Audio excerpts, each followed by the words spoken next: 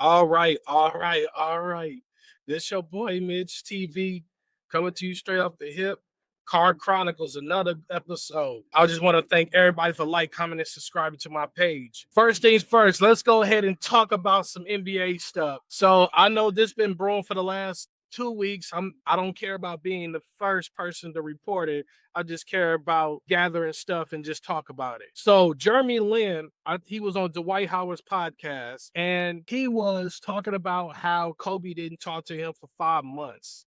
And he felt like Kobe disrespected him and belittled him. And he felt like he was not playing well because of Kobe. And I'm going to just say this. Jeremy Lin, shut your soft ass up. You a bitch. Shut the fuck up, Jeremy Lin. Just shut the fuck up. And here's the reason why I'm saying this. Multiple players who have did podcasts say when you play with Kobe Bryant, you have to earn your fucking respect. And this is the problem with Jeremy Lin.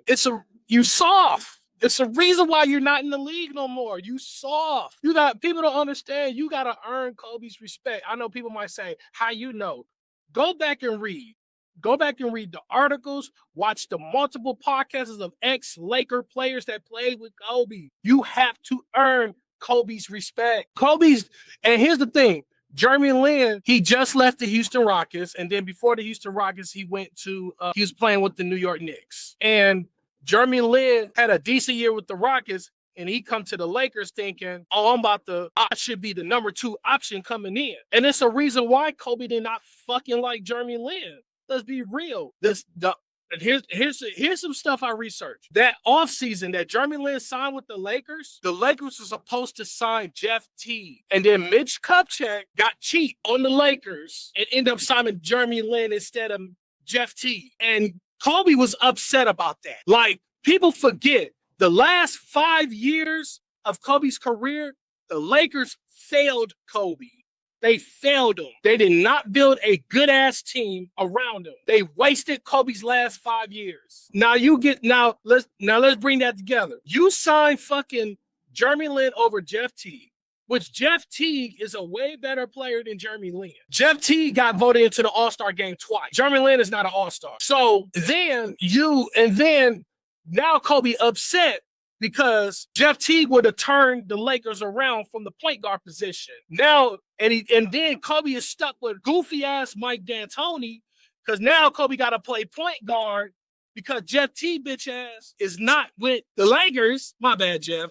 Saying that, but you signed Jeremy Lin whole ass. Now Jeremy Lin can't fucking play point guard. Kobe got to take over and play point guard. Watch those Laker games when Kobe was playing point guard. He tried to do his best. Lakers failed Kobe. And then you got to understand, you have to earn Kobe's respect. Jeremy Lin did not earn Kobe's respect. And then you see fucking Kobe every fucking day and you don't step to him like a real nigga and say, hey, Kobe, I don't even like what you said about me or what you said to me. I didn't like that. You gonna practice all day with the man, work out, and then text him when you got home. That's a bitch move. That's pussy activity. Like, real talk. See, that's why Kobe didn't talk to him for 5-6 months. Because Kobe like, damn, you've been around me every day, and you didn't have the fucking balls to come up to me and tell me what I did wrong? Like a man? Fuck you. You a pussy. That's how Kobe looks at it. It's a reason why Kobe respects certain players like Karan Butler, Shaq, Metta World Peace, Pau Gasol, Byron Scott, certain teammates, Robert Horry, Derek Fisher, certain teammates, Lamar Odom, certain teammates Kobe respect because they get on Kobe ass too. Let's just be real.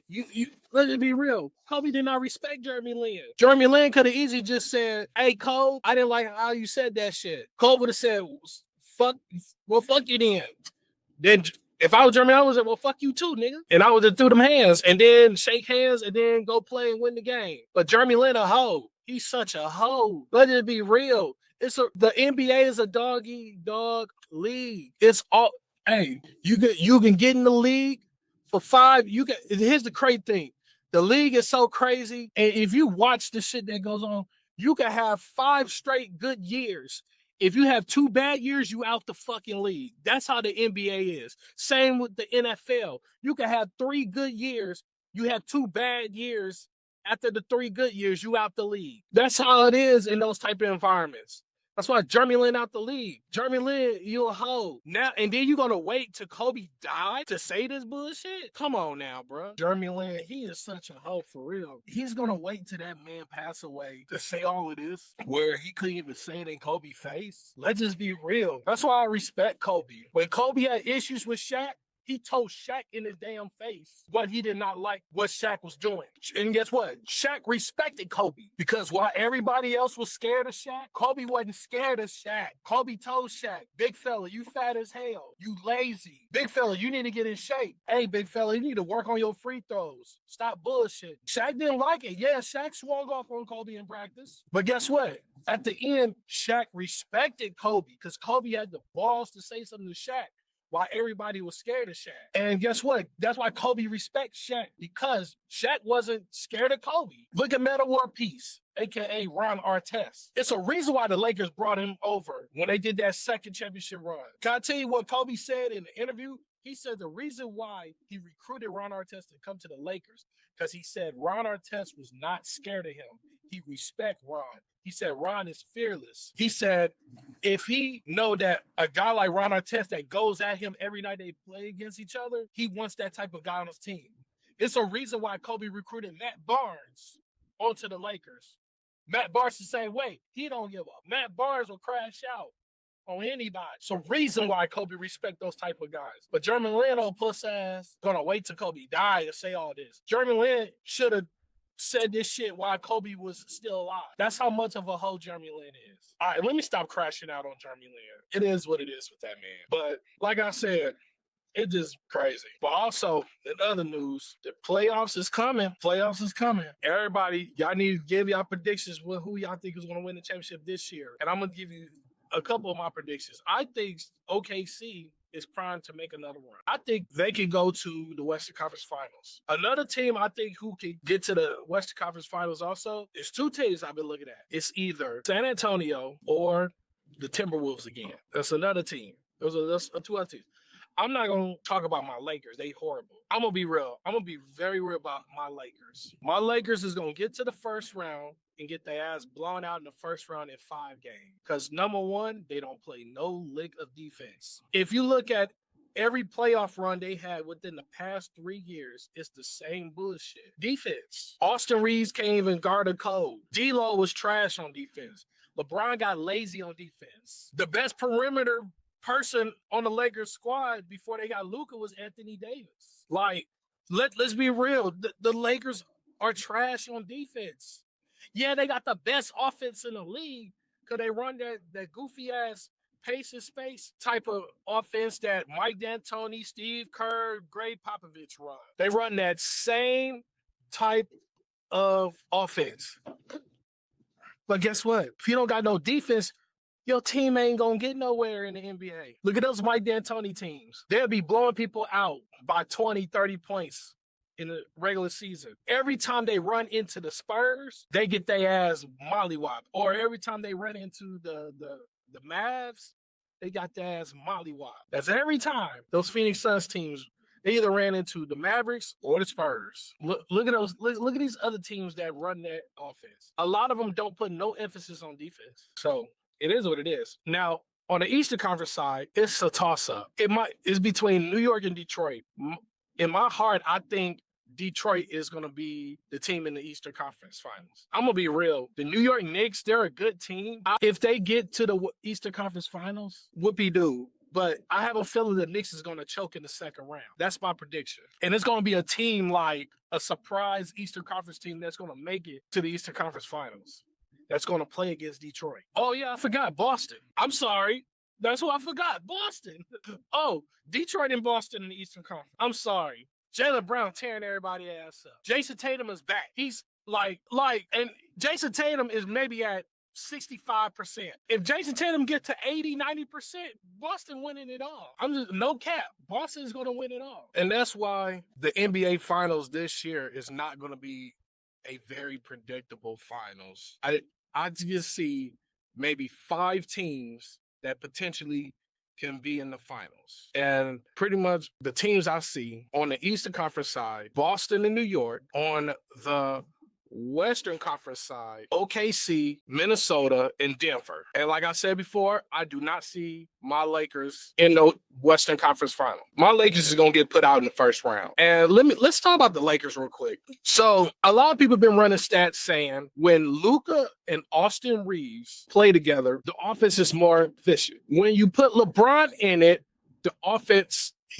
takes a negative hit. I forgot what was the exact number. It was like minus something when LeBron plays. This is the reason why. When Luka and Austin Reeves play, it looks like they pass the ball more. That's what I see when I watch TV. It's like the ball is moving around more. When LeBron gets in, he stops the ball. Because the reason why LeBron usually would take the ball up, and he dictates what plays that's going to be ran on the floor. And I think that's the reason why the offense has taken a hit, because LeBron stops the ball. Yes, LeBron is one of the GOATs. If you watch a Laker game, when it's Austin Reeves and Luka Doncic playing, the ball moves around more. When LeBron plays with those two other players, he stops the ball because he dictates what goes on the floor. So ball don't get moved as much because LeBron is the one is trying to make the assists and make the plays. Where JJ Redick, when he has the two white boys, the ball is moving. And that's one thing that is kind of holding the Lakers back on the offensive side. But also LeBron is a piece you need when it comes to the playoffs. You need at least 2 heroic LeBron games every series. Because I feel like LeBron can win you 2 games right now. But since the Lakers' defense is so bad, I'm just going to say this. Lakers getting put out in the first round because they don't play no defense, like I said. And also, some other things came out saying the Lakers are not afraid to lose Austin Reeves in free agency, and they're willing to sign him for $240 million. I'm just going to say this. If the Lakers sign Austin Reeves to that $240 million deal, it's going to be a horrible deal. He's not worth $240 million. Well, to me, he's not worth it. He doesn't play defense. Yes, he's a good scorer. He's averaging 25 points a game. Yes, I know that. But he is so trash on defense. It's like this. Luka is worse. I could say Luka is a worse defender than Austin Reeves. Austin Reeves at least try to play defense, but he's trash at it. Luka just stand there like a cone. So I feel like if the Lakers are smart, they need to go ahead, sign Austin Reeves, get his value sky high, and then trade him after the first year of that contract. Or you do a sign and trade. You get a team that's desperate for a star. You get and you tell the team, hey, we're willing to do a sign and trade. We'll sign Austin Reeves, trade him to you. You give us your role players.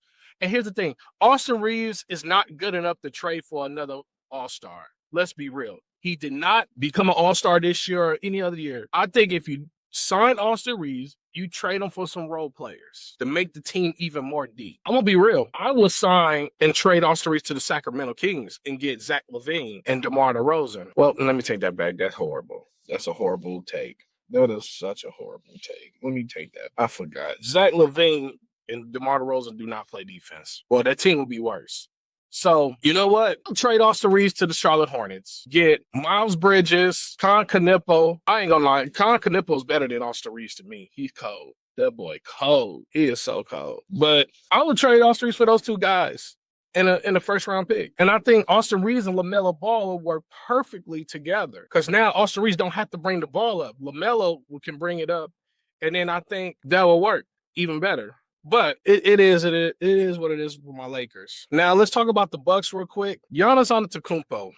I don't know why did he come back from his injury. I think the Bucks should shut it down and just call it a day. And Giannis, I don't know why. Giannis is so scared to come out and say, look, I feel like this relationship with the Milwaukee Bucks has gone bad, and I think it's time for us to leave and depart. And I know Giannis he wants to be a winning player, and I understand that. And this is what you go through when you got a team that don't like to progress, that take their foot off the gas. I look at all the star players who stayed with one team and actually got it right, or almost got it right. Like the Dallas Mavs, Dirk stayed there for 20 years. But here's the thing about the Dallas Mavericks. They was a competent team. They had a competent GM in Mark Cuban, who was also the owner. So Mark Cuban was smart. That's one thing I'm going to always give a lot of credit to Mark Cuban.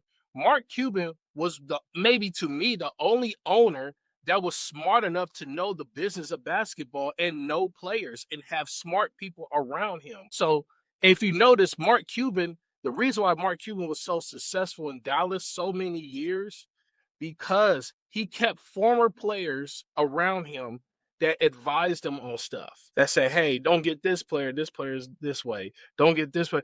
Look at his stat. If you just research his whole staff, about 80% of that staff are former players, former coaches, scouts, and all of that. So that's why Mark Cuban was so competent as a coach. I could truly say the Pacers, when they had Reggie Miller, if you look at the history of the Pacers all through the 90s, all from the 90s, from the late 80s all the way through the mid 2000s. No, just all the way through the mid 2000s when Reggie Miller retired.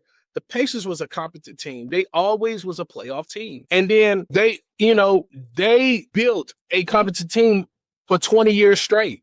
The problem with the Pacers was it was two things. They ran into Michael Jordan in the 90s, and they ran into LeBron in the 2000s and 10s, and they ran into Detroit. That was three reasons. They ran into that Detroit Pistons team in 2004. They ran into LeBron after that, and before then, they ran into Michael Jordan. That was the reason why the Pacers couldn't get over the hump. And then when the Pacers got over the hump and went to the finals in 2000, they ran into Kobe and Shaq. Let's just be real. The Pacers was a deeper team, but Kobe and Shaq was more dominant. So it's a lot of teams. Look at the Miami Heat. They was a competent team when they had Dwayne Wade. They made sure it was all about winning. And Giannis, and this when we go back to Giannis.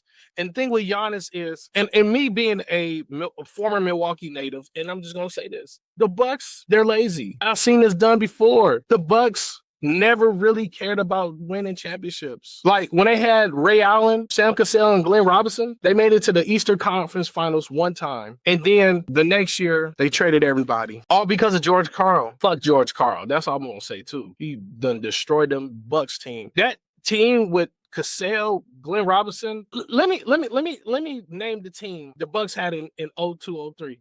They had Ray Allen, Sam Cassell, Glenn Robinson, Michael Redd, Tim Thomas. Come on, that's a deep team. Lindsey Hunter. They had, I think around that time, they had Dale Curry, Haywood Workman, Scott Williams from Chicago, Irvin Johnson. That team was deep. That was a deep team. That team was deep. The Bucks had a big four. Because people forget, Michael Redd was a six-man. But Herb Cole, the former owner, let George Karl destroy that team because George Karl's craziness. Because he couldn't get along with three of his stars. And look at the history of the Milwaukee Bucks. Years of incompetence. And then when they had Michael Redd, they was losing majority of the time they had Michael Redd. And then they played Michael Redd damn near 48 minutes a game. They ran Michael Redd down. Michael Redd fucked both of his knees up. And then he ended up retiring after 10 years, where Michael Redd is a player, the way he played the game, Michael Redd could have been in the league for 20 years because he's a shooter. The Bucks was horrible.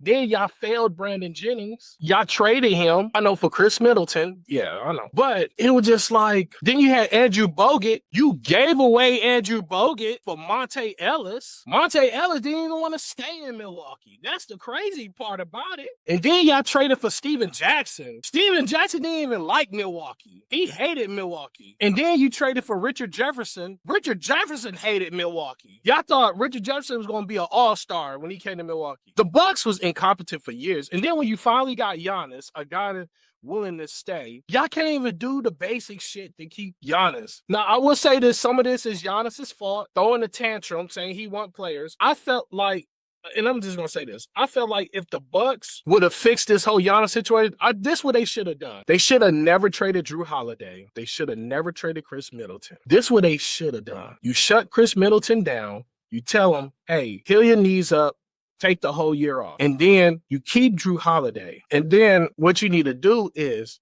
Giannis would have had to y'all would have had to shut Giannis down. One of those years, y'all would have had to shut Giannis down, get into the lottery, get a high first round draft pick, a rookie that can contribute and help the team out right away. And that would have restarted that championship run. Like that would have restarted the championship run. Like I can say this, the Bucks is so incompetent when it comes to that team. And then Trading Drew Holiday was the worst move ever because the Bucks solely traded Drew Holiday because he had a bad playoff series the year after they won the championship. Giannis should have not think so emotionally. He should have just not said nothing. If I was the GM, I would have told Giannis, look, I'm not trading Drew for Damian Lillard. I'm not trading Drew. If I'm going to trade, but here's the thing.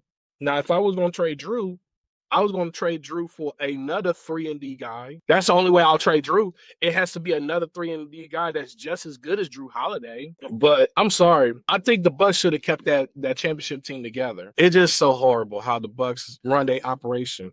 And now they traded all their draft picks. They don't really have nothing. Not technically all their draft picks, but they still got some first-round picks in certain years. But the Bucks should have been more competent. Like, comment, and subscribe. Tell me what you think about the NBA.